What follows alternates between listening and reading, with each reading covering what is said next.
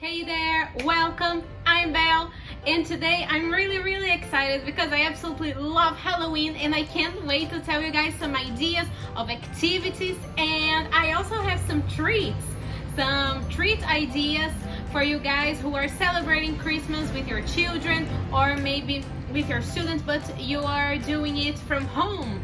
So this is kind of a quarantine version of a Halloween party and games and treats ideas. So yeah, without further ado, let's go right into the video. I'm gonna start this video by telling you guys about the games and activities for the Halloween party slash celebration slash house activities and games. Quarantine version, of course, because I know there are a lot of places are still going through a lot, especially where I live. We're still going through a lot and it's really sad, but the children feel that way too. So what better way to go through that celebrating a great day like Halloween. So I'm gonna start by sharing the games and activities. So if you're here for the treats, please wait a while. I'm gonna be quick and we're gonna talk about those treats in a minute. So the first game, which is one that I really enjoy, is a bowling game. I've seen a lot of toilet paper bowling games, and they usually use a whole roll of toilet paper and they make it into a ghost, and I feel like that's kind of wasteful. I've done that before, so I'm not like judging you if you've done it, don't worry about it, but I feel kind of bad when I do it because it's kind of wasteful. So since a couple of Halloweens ago, I started to get some bottles, like soda bottles and stuff like that, and wrapping them up with toilet paper. So that way you save a lot of toilet paper and you are not as wasteful. I'm gonna put a picture right here of what it looks like.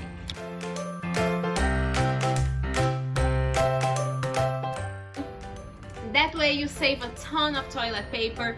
It's great for the environment, for your house, of course, for your pocket, because you don't spend a lot of money on toilet paper. And I know that on Halloween, we tend to spend a lot of money on toilet. Oh my god, that motorcycle though. We spend a lot of money on toilet paper because there are lots of games that require toilet paper. So I used to do it with full rolls of toilet paper, but I stopped doing that and I started to use bottles, yeah, and wrap them up in toilet paper. That's my number one game on Halloween. My number two game for Halloween is a ring toss witch hat game, which is also awesome. I'm not really sure because I made a video like this last Halloween, and I'm not really sure if this activity was there, but you know, I'm not really sure. So I was like, okay, I'm just gonna talk about it again because it works every single year. It's so good. Even the older children, they want to play this game too, and I love it so much. It's really fun to play.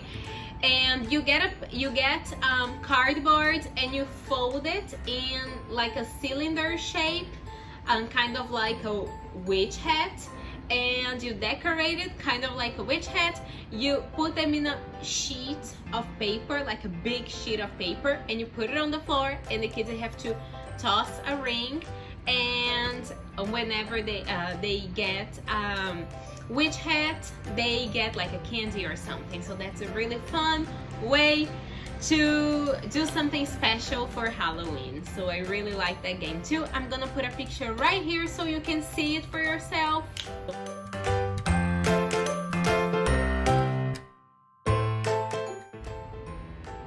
And yeah, it's amazing. I love the game very much, and it's one that I've been doing for many years. I mean, years. Like I've seen children grow up playing that every single year. So my last game before we get to the treats part is a very simple kind of treasure hunt, but I call it ghost hunt.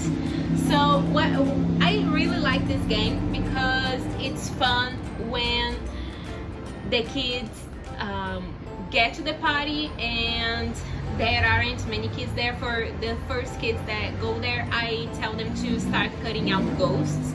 So I tell them that's gonna be for a game that we're going to play later. They understand, they usually like cutting things out, and again, if you're a teacher, you know that it helps with motor coordination and things like that. So I tell them to start cutting out the ghosts, and they do that. So in the end of the party, I do that in the very end of the party, because I tell them we're gonna have like a treasure hunt, but it's going to be a Halloween treasure hunt, a ghost hunt.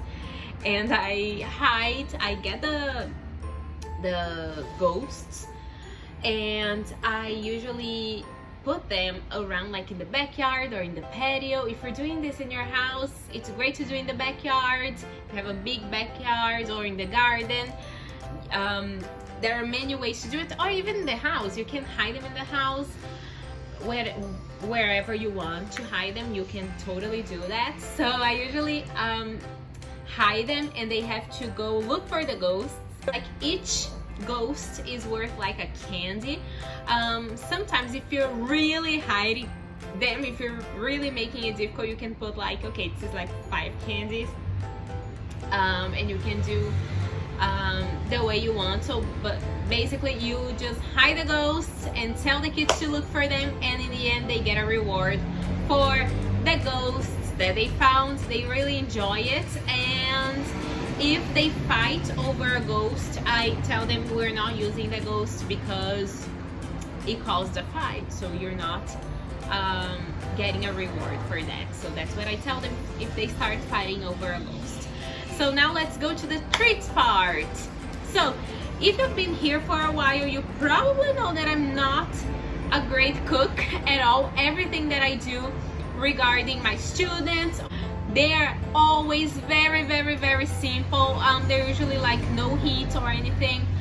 And these 2 treats, they are just like that. So the first treat is a little bit more complicated, and the second treat is going to be a very bell treat because you basically don't have to do anything. So the first one is basically vampire teeth. It's made of cookies, marshmallow, and icing. That's what you're going to need.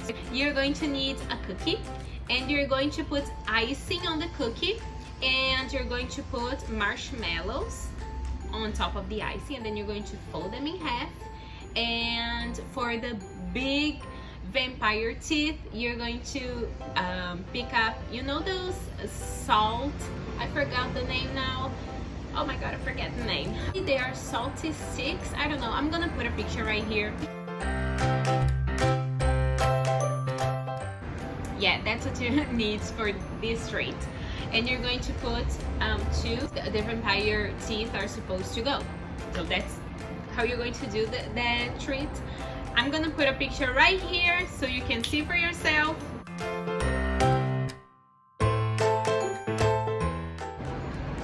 And that's treat number 1. Treat number 2, oh my god, it cannot be easier. Oh my god, and this is the easiest treat. I've seen people complicating this treat, and I don't really know why. Because I mean, if it's easy, it's for me, because I'm not a good cook. I can't cook to save my life. But this treat is amazing. You just need bananas, popsicle sticks, and chocolate chips. I usually have like dark chocolate chips because they don't melt very easily, so I usually use them, because if it's where I live, it's really hot during Halloween, so I prefer to use dark chocolate. But it's just me. You can use regular milk chocolate. Just don't use white chocolate because they need to like kind of stand out in the banana, and the banana is white, so you don't need to add white chocolate on top of that. So you get a banana, you peel it out, you cut the base, you insert a popsicle stick, and you use the chocolate chips to make the eyes, the nose, and the like big mouth of the ghost. And there you go, you have your banana popsicle ghost. I've seen people, if you are a really good cook, unlike me, I've seen people doing like some sort of chocolate covered banana. They use white chocolate to cover the banana, and then they put the chocolate chip to make the ghost face. I don't see the point really. I just think it's a lot harder, and the kids are gonna be the kids are not gonna have a lot of patience to do that, or ability.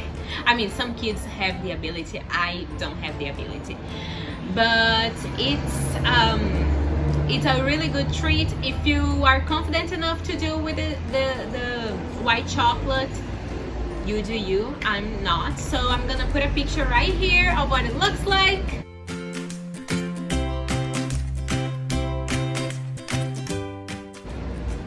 There you go. And these are my ideas for Halloween party quarantine version, because all of this you can do in your house. And if you are a teacher, if you're still teaching online, you can do this with your students while they are in their houses. You can ask help from the parents, of course, but you can still do it. If you are already back to school, you can definitely do all of these. I'm sure you can. So thank you guys so much for watching this video. Please don't forget to give this video a big thumbs up, subscribe to my channel. I put a new video every single Friday and another video throughout the week, so click the bell so you receive a notification every time I post a video. In the comments below, tell me your favorite Halloween party idea and share other ideas, please, because I'd love to know. So thank you guys so much for watching, and I see you soon for a brand new video. Bye.